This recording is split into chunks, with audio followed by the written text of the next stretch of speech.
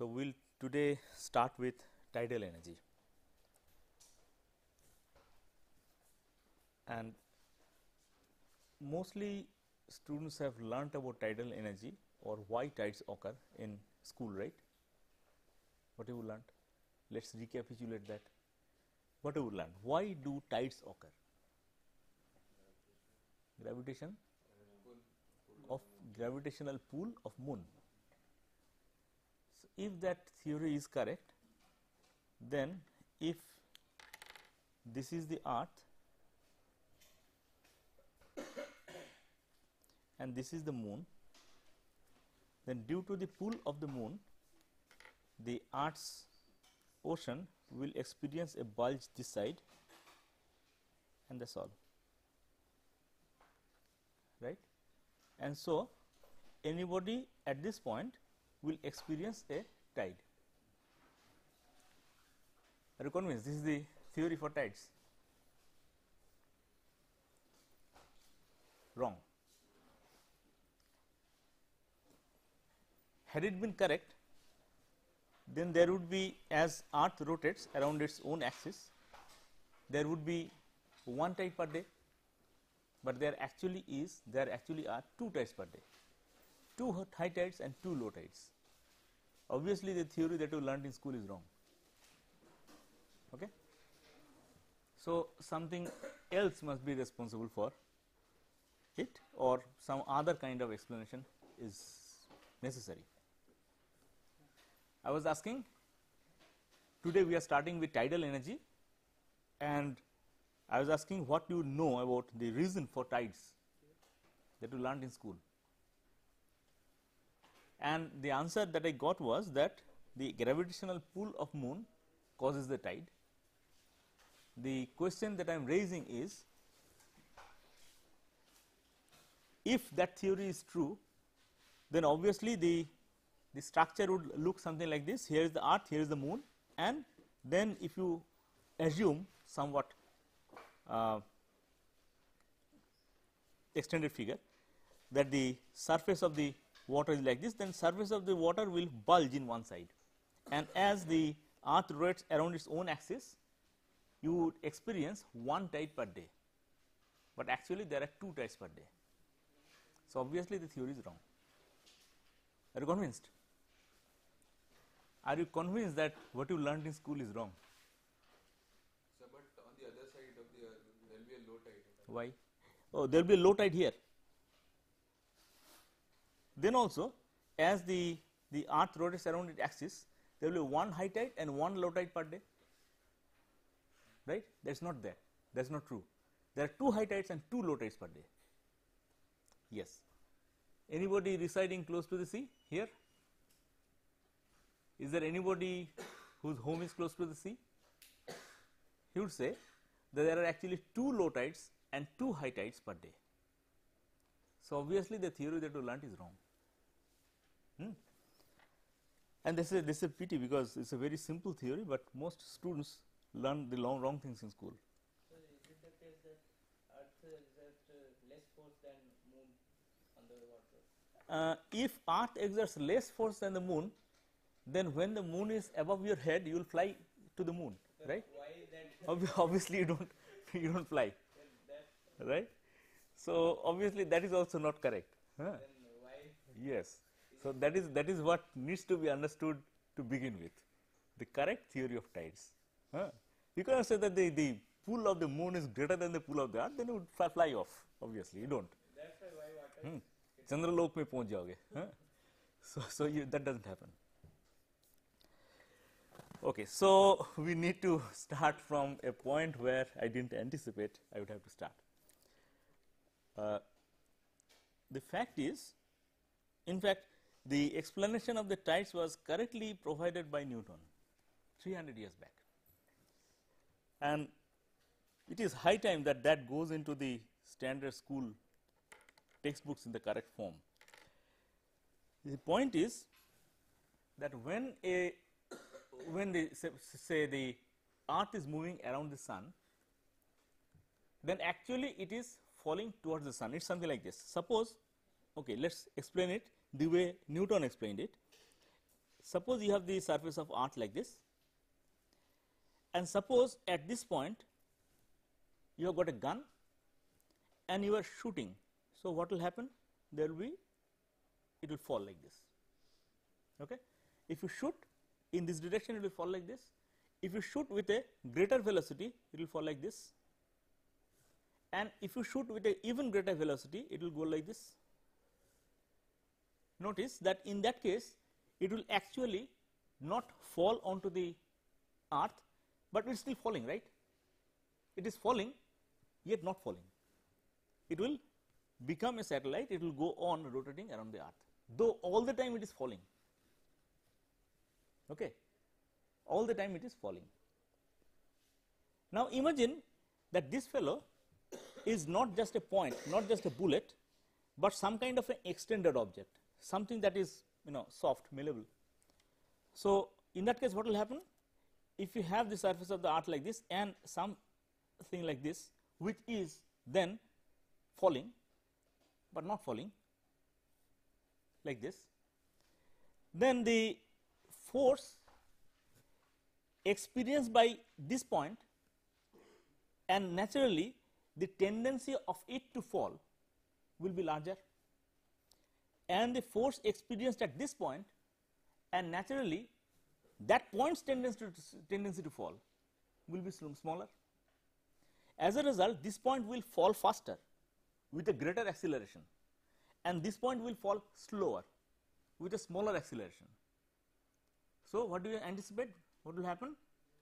It will be elongated in that direction, and this force is called the tidal force. Okay. This force is called the tidal force. In fact, this is the force that caused the comet Shoemaker-Levy to break into many 23 parts and plunge into Jupiter. So, because of the tidal force, the things break off. So, in case of the earth and the sun system, something like similar would happen. Suppose this is the sun and this is the earth, then a similar phenomenon will happen, that this point will be trying to fall towards the sun with a greater acceleration, and this point will try to fall towards the sun with a smaller acceleration. Therefore, there will be a pull stress in that direction, and the body of the earth is mostly solid, the liquid part is the ocean. So, the ocean water will be bulging in these two directions, and therefore, you expect there will be two bulges, one here, another here, right. That is exactly what happens. There are two bulges. Now, here I explained it in context of the sun, So but what the other bulge? What the other bulge? this bulge is because this point tries to fall faster, and this bulge is because this point tries to fall slower. It falls back. The rest of the earth, its acceleration and this point's acceleration are not the same. So, this point tries to fall slower, tries to. Therefore, it bulges up in the opposite direction. Is that clear? That happens because if this body is soft, then that pull will be there. It is not in one direction, but it is not because of, this is a completely wrong concept. It is not because of just the attraction of the sun. It is because of the differential attraction of the sun between one point and the other. Okay, is that clear? So, that is the concept of the tide, and the tidal forces are there not only on earth, but on any body, any planet for that matter, of the planet, on the satellites, due to the satellites, on the planets, everywhere this tidal force is there. Now, therefore, we have explained it in context of the sun. There is another body close to us, that is moon, and in fact, when he gave the explanation, he said that it is because of the attraction of the moon. So, which is stronger, attraction of the moon or the attraction of the sun? Attraction of the moon. Why? It's nearer to earth, huh? Less mass, but nearer to earth. Is that right? The tidal effect due to the moon is stronger than the tidal effect due to the sun. Why? So the Gravitation pull is inversely proportional, and so sun is far off, and therefore its gravitational pull is smaller.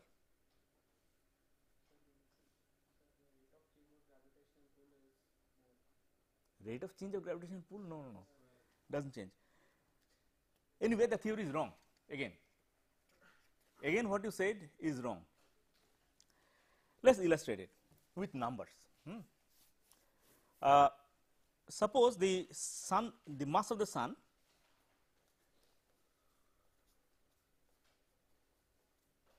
is, say, ms.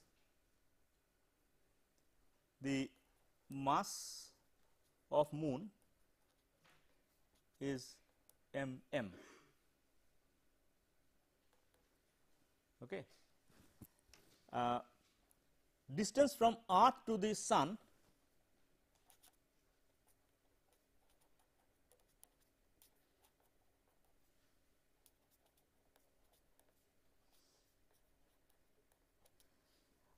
let that be ds, and distance from earth to moon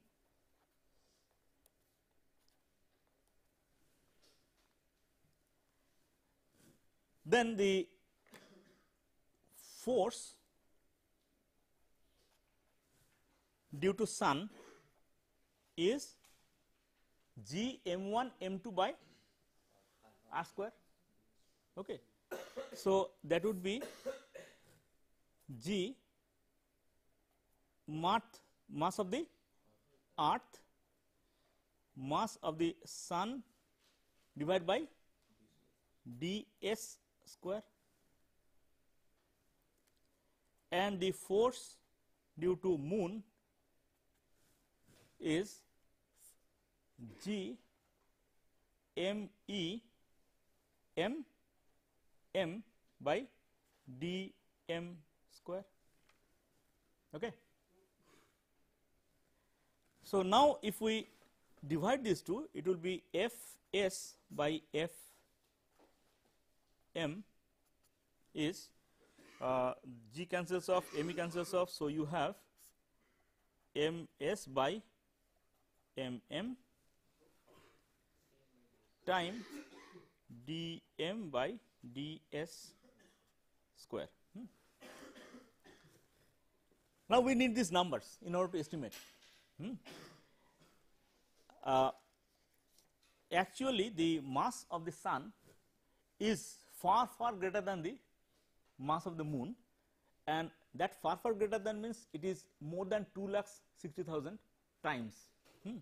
So, m s by m m would be 268,000. Distance between the sun and the moon, distance between the sun and the earth, between the earth and the moon, earth and the sun, this ratio dm ds by dm, it is approximately 390. Okay. Now, substitute it here, you get f s by f m is equal to 268,000 by 390 square. Does anybody have a calculator? No. No.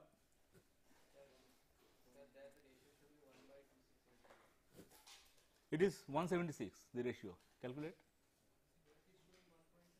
1.76. Oh. There is another. There are more zeros. Sorry, 268,000. Yes. This is much further off. So 176 is a ratio, which means the attraction due to the sun is 176 times the attraction due to the moon. So, your theory that the attraction due to the moon is stronger than the attraction due to the sun because moon is nearer is definitely wrong. We have to consider the differential force. It will be Yes. d2 by dt. Yes. So, actually the force itself is not the reason. It is the differential force between the 2 points, 2 extremities along the diameter of the earth. It is that what matters.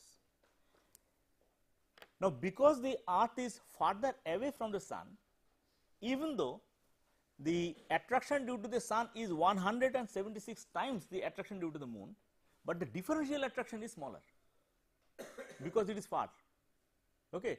So, because it is far, the attraction at this point and the attraction at the other point would not be much different. And there on this point, the bodies that are nearer will have a greater influence. Okay. Again, in order to convince you, engineers must be convinced in terms of numbers.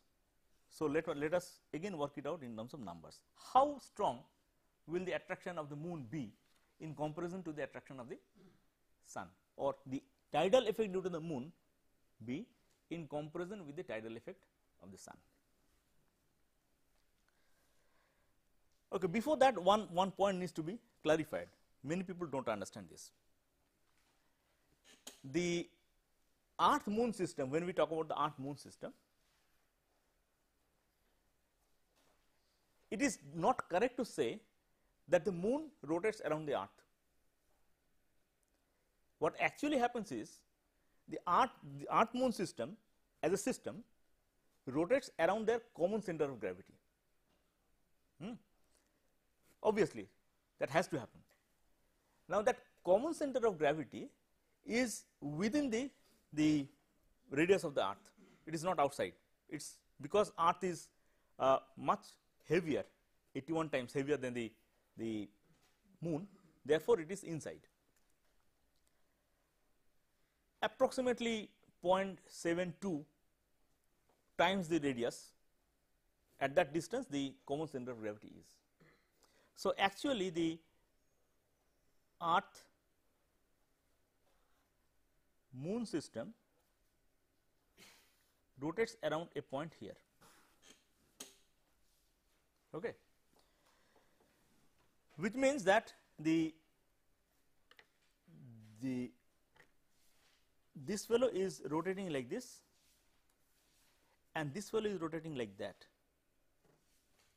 around the common center of gravity. Okay. So, this fellow at one point in time it is like this, another point of time it is say around the center, it is here. At that time this fellow is moved here. So, this fellow is moved somewhere here. Now, in order to understand it properly, let us assume for now that the center of gravity, common center of gravity is outside the earth, in order to make it easier to draw it, just to make it easier to draw. That is not true, but it will be easier to draw. So, suppose this is the earth and this is the moon and this is the line joining the earth and the moon. Okay. Now, if you consider the common center of gravity somewhere here, then after some time the moon will be say along this line, moon will go to this point and earth will go around this center to this position. Now, notice when the moon is rotating from here to here, it is always having an attraction towards the center, right, having an acceleration towards the center, and the magnitude of the acceleration is v square by r. Similarly, when the earth is going from this point to that point, moving around the center of common center of gravity, it is moving with an acceleration v square by r, its own v square, its own r. Now, what is the direction of that acceleration? Like this, and for this fellow it is like that. Notice that the earth is then moving with an acceleration towards the moon, right? Can you see that? we normally do not see that earth is falling towards the moon. Yes, earth is falling towards the moon. Earth is also falling towards the moon and moon is falling towards the earth, and they are doing so with their own v square by r acceleration. And notice that all the time the v square by r acceleration that is experienced by earth is directed towards the moon all the time, and therefore earth is falling towards the moon, and that v square by r will obviously be different this point and that point. The attraction will be different at this point and that point. Because of that differential attraction, you have the phenomenon of tides. Now let us calculate the amount of the difference of attractions. How different are they? In order to do that, let us draw it like this. Suppose this is the earth and you have this hydrosphere around the earth, and here is the moon. The distance between the centers is our dm, we have already used that, but the radius is r, okay. The radius is r. So, this point to this point is r, and therefore, this distance is dm minus r, and this distance is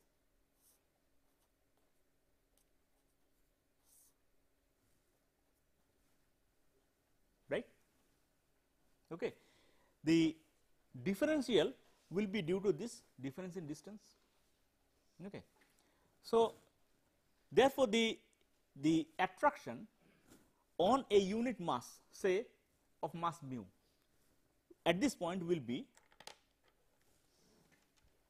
so let us call the point as A and this point as B.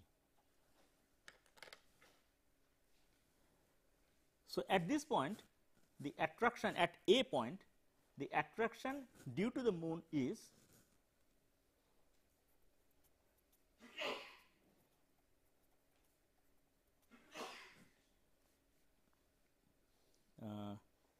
F is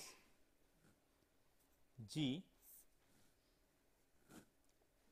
m moon times unit mass, let us call it mu, divided by d m minus r square, right.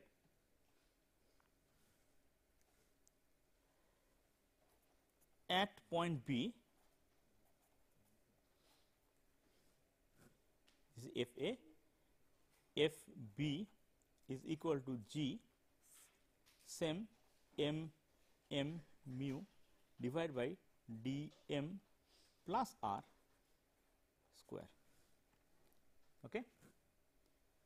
So, F A minus F B, that is the quantity we are interested in, is these things comes common. So, you have G m m mu comes common, 1 by this square, 1 by this square. So, you have it, you can write it as d m minus r d m plus r squares. In the numerator you have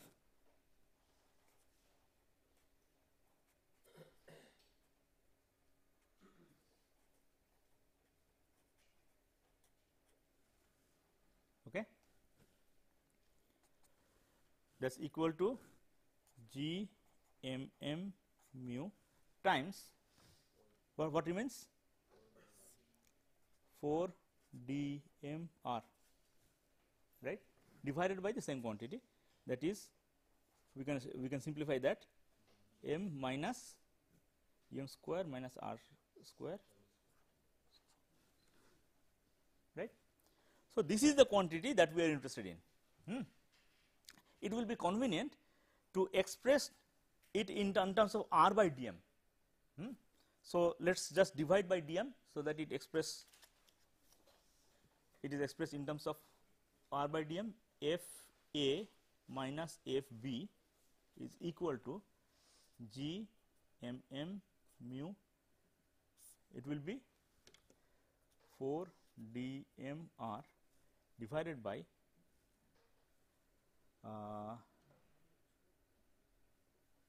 d m to the power 4 into 1 minus r square by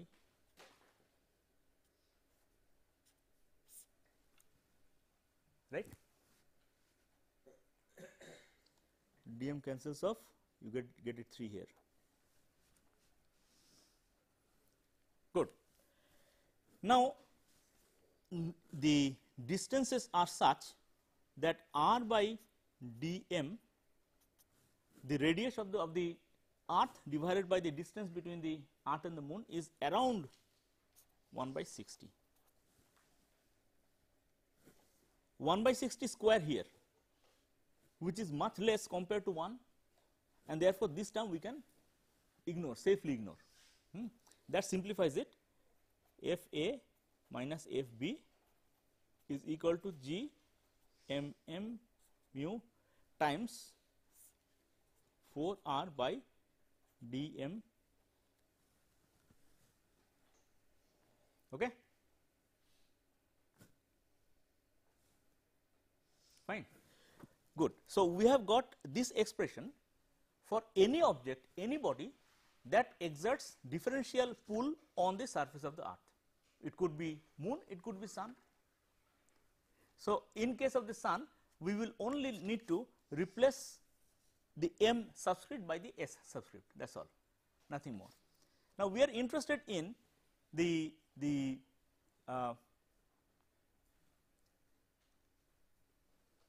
force that is responsible for production of the tides. Let us call it, this is, if this is for the moon, let us call it T m. In case of the sun, T s equal to g m s mu 4. This r is remains same. This is, so now we can write it as T m by T s, the ratio of the tidal force produced by the moon and the tidal force produced by the sun. Now, we can divide and many things cancel off. What this cancels off, this cancels off, this cancels off. So, what you finally have remaining is m m by m s into d s cube by. Okay. Now, you substitute the numbers. We already know the numbers. So, if you substitute d m m by m s is 1 by 2680000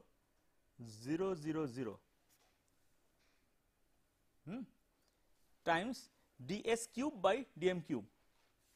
This is the distance between the earth and the sun, distance between the earth and the moon. That ratio is approximately 390. How much does it come to be?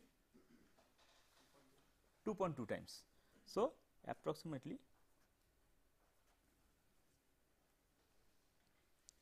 So, the tidal force due to the moon is 2.2 times the tidal force due to the sun.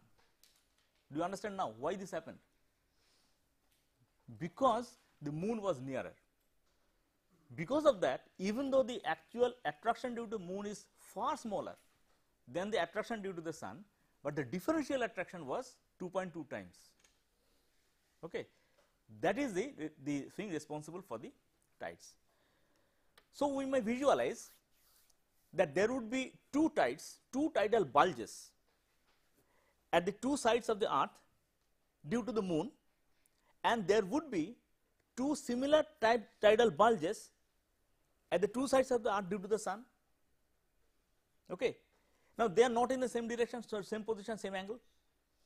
So, normally imagine that the earth is here, the moon is here, and you have the tidal bulge in these two positions, the sun is there, the tidal bulge in these two positions. But due to moon, there should be a low tide and high. Yes, tidal bulge means two high tides. So, imagine there is no sun, only the moon, then there will be two tidal bulges. Bulges means high tides. The two tidal bulges in the two sides, one towards the moon, another opposite direction to the moon, and in between there would be the low tide regions. So, but as the center of mass of two systems Yeah, is between the inside the earth, yeah. so nearer to bulge nearer to moon will be inside the earth. No, no, no, no, no, no, no, no.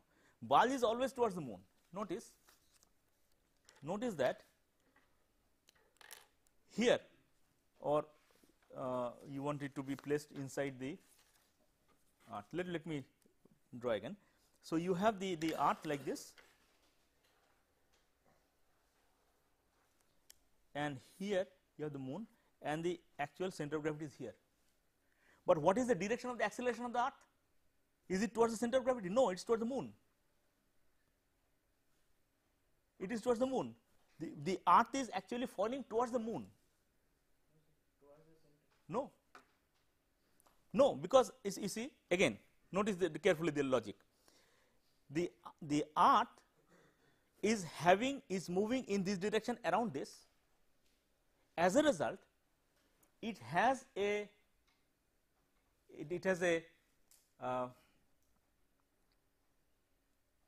as a result it has an acceleration that is directed towards that. So, we can say that is directed towards center of mass. Now, yes, you can always say that, but it is also directed towards the moon. Now, the moon goes there. Now, you have the earth situated here. Okay. Now, it is still directed towards the center, all right, but it is also directed towards the moon. Okay. So, all the time the earth's acceleration is directed towards the moon. All the time the earth's acceleration is directed towards the moon. It is created because of the attraction of the moon, and that attraction, because of the differential force in the two sides, is stronger here than here. That is why this point will try to move with a larger acceleration, this point will try to move with a smaller acceleration. That is the point. Okay. Even though the center is inside, it is not that it's attracted towards that. So, but that is revolving towards that. Fine, but it is not attracted towards that. It is not attracted towards that. The attraction is towards the moon. The center of gravity is not the gravitating point. It is just the center of gravity, center of mass, you can say. The gravitating point, the point that actually pulls it, is the moon, right. So, all the time earth is accelerating towards the moon, and since earth is much heavier than the moon, it so happens, it just only so happens that it is inside. Really, there is no distinction between it being inside and the outside. There is no distinction. The tidal forces would not be different if the earth were smaller, more denser, so that the earth's earth moon system's center of mass would be outside the earth. There would be no difference. Same tides will be created. Okay. So, all the time the earth is attracted towards the moon, and the direction in the moon, you can see that this point is nearer to the moon, and therefore, it will have a larger acceleration towards the moon, and this point is farther from the moon, therefore, it will have a smaller acceleration towards the moon. That is why it will tend to bulge. So, the bulge will be one here, another here. As the earth rotates around its axis, therefore, it will see two high tides and two low tides. Low tides means when this point comes above you, right. So, this is the high tide and this is the low tide part. This is how it will bulge. Okay. I have exaggerated the dimensions. Actually, in the open sea, the amount of bulge is not more than 2 feet, very small. But nevertheless, that is, there are 2 of these bulges in these 2 directions, and there is a sort of less bulge in this direction. That is why, as the earth rotates, when you come on the bulging point, you see a high tide. Again, after some time, earth rotates and this point comes above you, and then you see a low tide. Again, after some time, this point comes, again you see a high tide, and all that happens within 2 high tides and 2 low tides come within 1 lunar day. Clear? So, there will be 2 high tides and 2 low tides. That is most important. Is the point clear, or you still have difficulty?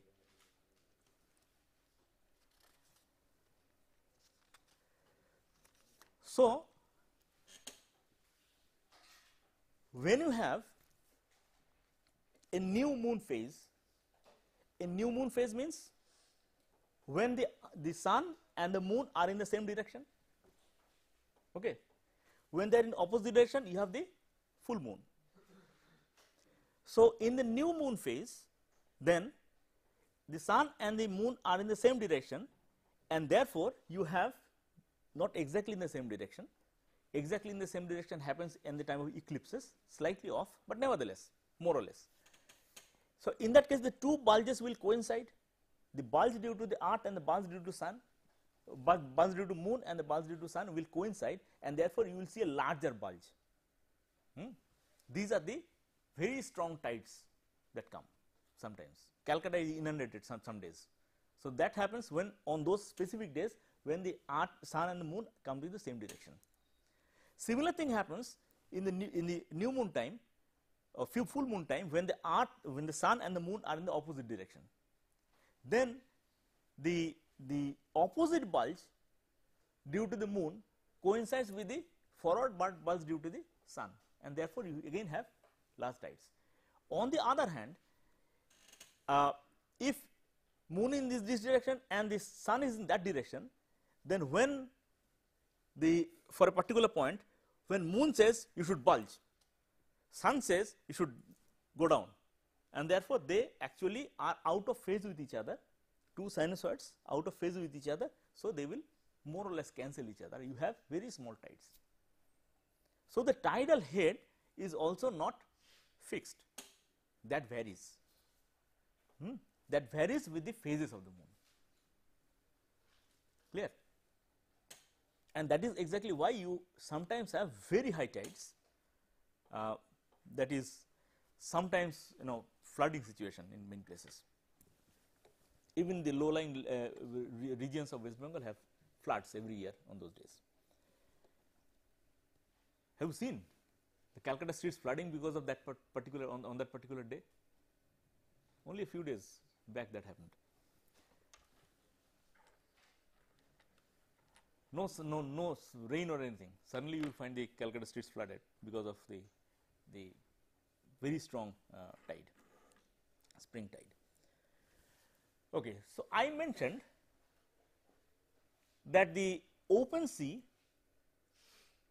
has a tidal bulge of an extent of not more than 2 feet, but obviously 2 feet is no way sufficient to produce energy.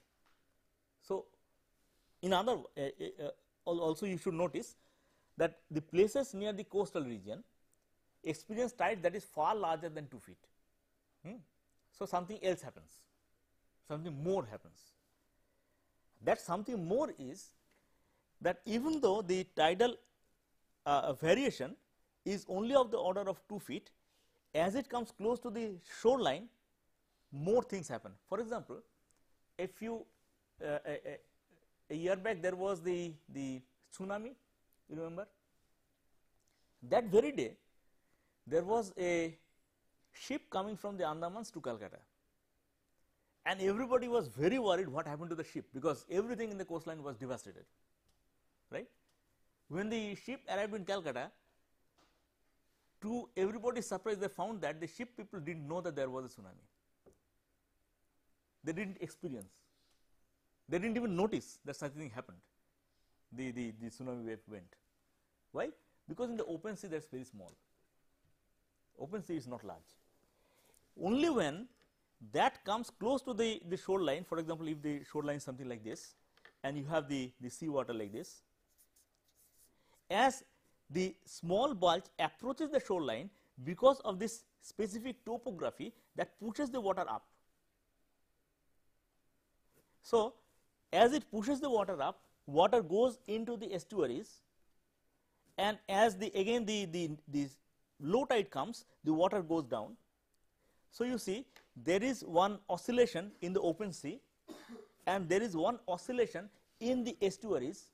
Estuaries means where the rivers come and meet the ground, or when there are some creeks and something like that, the place that hold water, water going in and water coming out. So, that has its own natural frequency of oscillation, and the tidal variation has its own frequency of oscillation. When these two frequencies match, there is a resonance, and it is because of that resonance you have in some places very high tide of the order of even 30 feet. For example, the Bay of Fundy in Canada, east coast of Canada, has a tidal variation of the order of 30 feet, very large.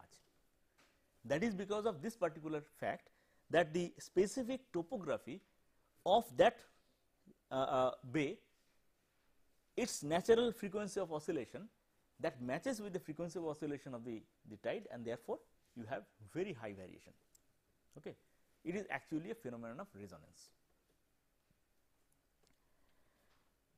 Now, it is also a fact that not all seas experience tides.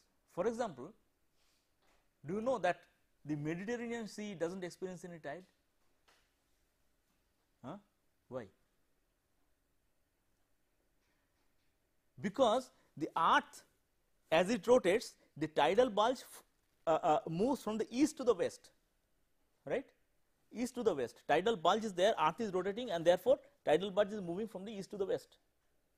East to the west means, imagine you are standing here and sun is rising or moon is rising, say, because the effect due to the moon is stronger, moon is rising over Japan.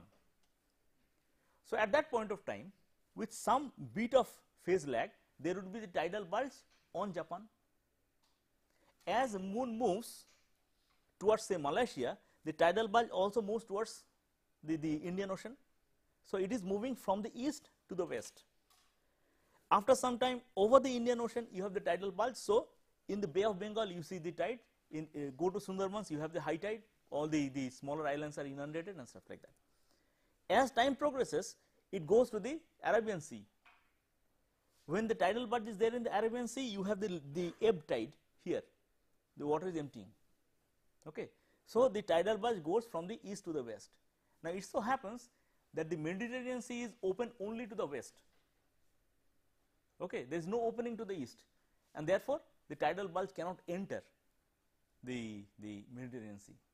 That is why the people who were close to the Mediterranean Sea in the initial part of the civilization, they had to cross a whole ocean, they had to cross a whole landmass in order to see the tide. In fact, there were scientists at that time who had to go to great distances in order to see the phenomenon of tides. Okay. So, the tide then is a phenomenon that is very local, even though it is global, but the fact that it bulges only at certain points,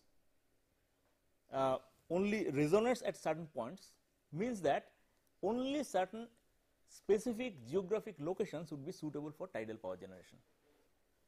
Okay. You might inquire, what are these?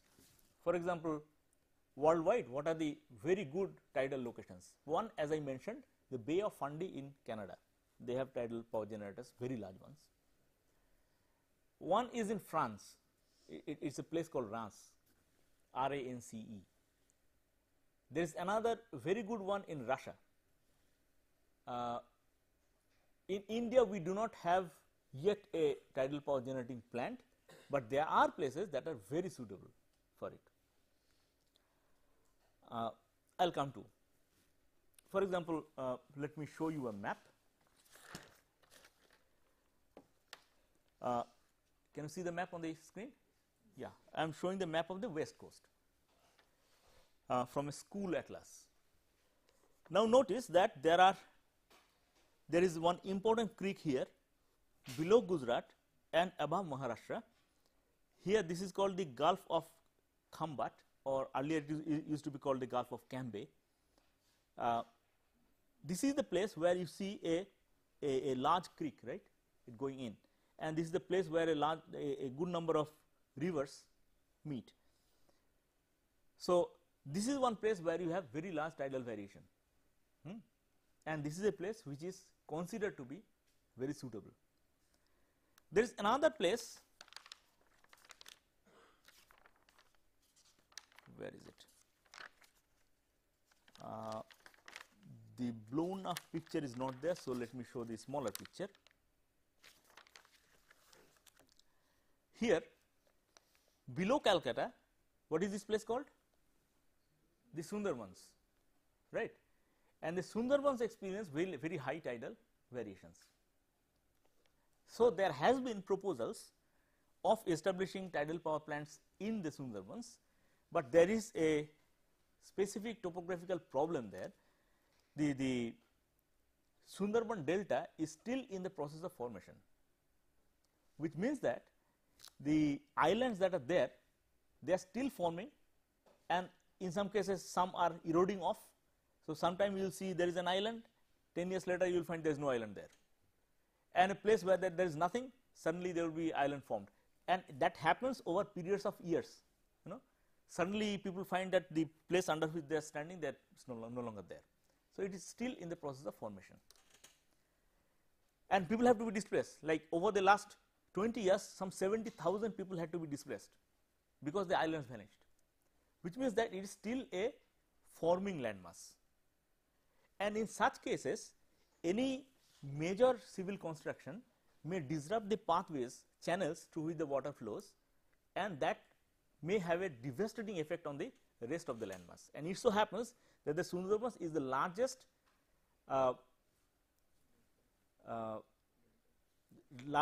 ecosystem, natural ecosystem with mangroves. Mangrove is specific kind of trees. Mangrove forests are very, very rare, and wherever mangrove forests are there, their protection is of utmost importance. Specific kind of trees that grow in saline water, that have roots, that roots can breathe. So this kind of specific ecosystem is there. So people are very concerned about the protection of the mangroves and protection, of course, of the tiger. Specific flora and fauna that are there in a specific place.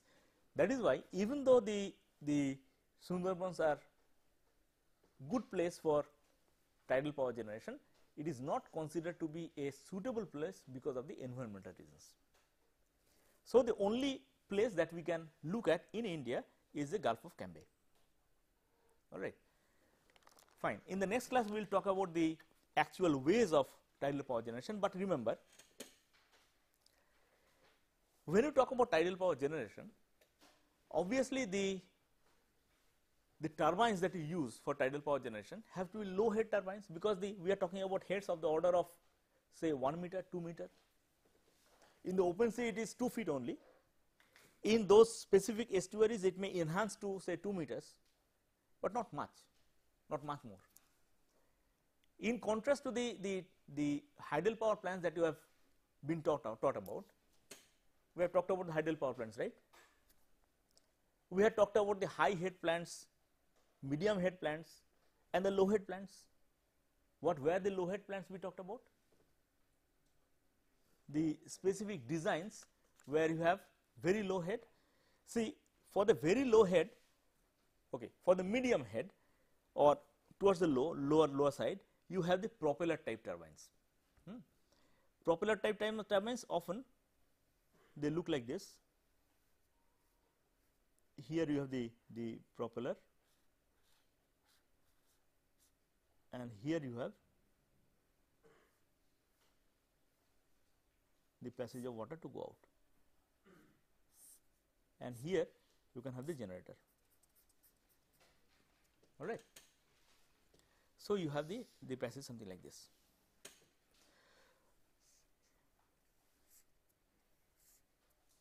These are the sort of reasonably low head turbines. These are reaction turbines, the ones that look like propeller, water flows, and it is vertical axis turbine. But notice that because it is vertical axis, these are very widely available. Because it is vertical axis, the generator can be placed outside the water.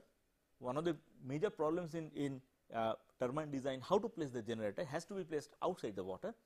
But because it is vertical axis, it has to have this much of head difference, and obviously this head difference is larger than about 1 meter or 2 meters.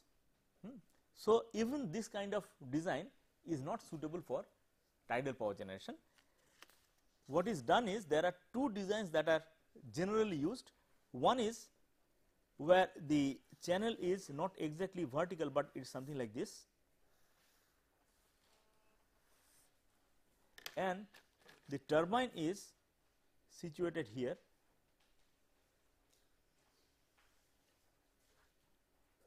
okay, and the shaft goes like this, and the turbine is situated here. Obviously, that will allow the use of a smaller head. These are called the tube turbines.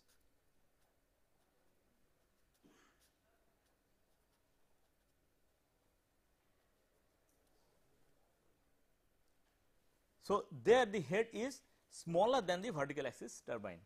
So, this can work in lesser head. There is another design, I will just quickly draw, that is absolutely horizontal flow. You have and then you have a large bulb, a watertight bulb, in which you have the generator,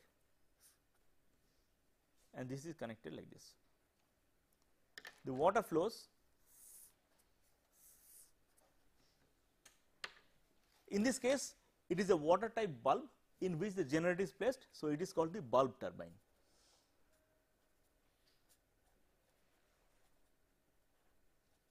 So, in case of the tidal power generation, either the tube turbine or the bulb turbine is used.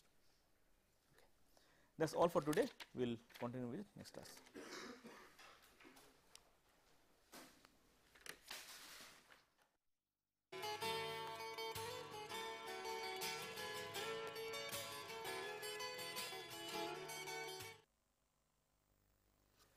In the last class, we have understood why tides occur, and in that process we have seen that the tides are mainly caused by the effect of the moon. The effect of the sun is there, but the effect of the moon is 2.2 times stronger than the effect of the sun. So, when we consider the tides, we will essentially consider lunar tides, and we have understood that within a lunar day there are 2 high tides and 2 low tides. Therefore, 2 full tidal cycles in a lunar day, remember, which means 24 hours 48 minutes. The solar day and lunar day are a bit different, because if the moon were static, then we would see as the earth rotates around its axis, we will see it come back exactly 24 hours later. But since moon itself is moving, therefore, it comes back to the position 24 hours 48 minutes later. So, that is a lunar day. In a lunar day, therefore, there would be 2 high tides and 2 low tides. The effect of the solar tide would be only to enhance or to cancel a part of the lunar tide. So, that is how we would understand it. So, whenever from now onwards, when we talk about the tidal cycle, we will essentially mean the lunar cycle. We have also understood that the open sea has only about 2 feet of tidal variation, which is very small, and that is enhanced by the specific topography of certain coastal sites and that is why in various parts of the coastline you will find tidal variation going to different heights, and there are specific places where the tidal oscillation, natural tidal oscillation, and the ingoing water and outgoing water, that kind of cycle, they match, and there is a resonance, and there you find very high tidal variations, and that can go as high as 30 feet. And naturally we have to utilize those particular sites where you have a large tidal variation, but not only that, there is another thing that you have to consider. How actually would you utilize the tidal energy? Essentially you somehow have to confine the water that goes in during the high tide and allow it to pass through a turbine, right. In order to do that, therefore, you need to construct a dam so that the water cannot naturally go out without going through the turbine. So, suppose this is a coastline, but before that let us get back to the particular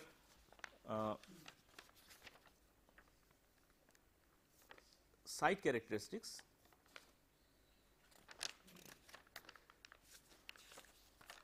Is here. Notice we were yesterday talking about this site, the Gulf of Cambay or the Gulf of Khambat. Notice that it is estuary of many rivers, and it has a elongated part, and it is possible to construct dams here, somewhere here. But still, if you notice the sizes, the size of the dam that would be necessary is 25 to 30 kilometers, very large. Naturally, that would entail a very large capital expenditure, even though the amount of water that will be enclosed is very large. So, it has been estimated that this site has a power generation capacity of close to 5,000 megawatts, huge.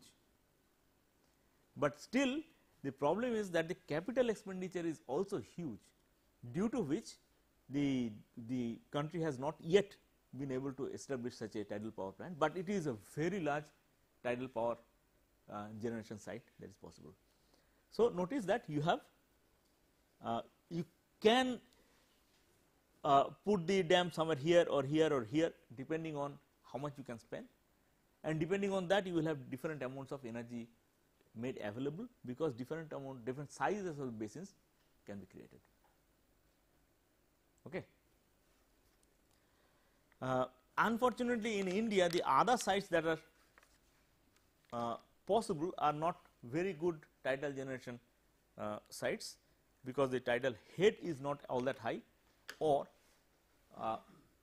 the coastline is rather flat rather than having that kind of estuary structure.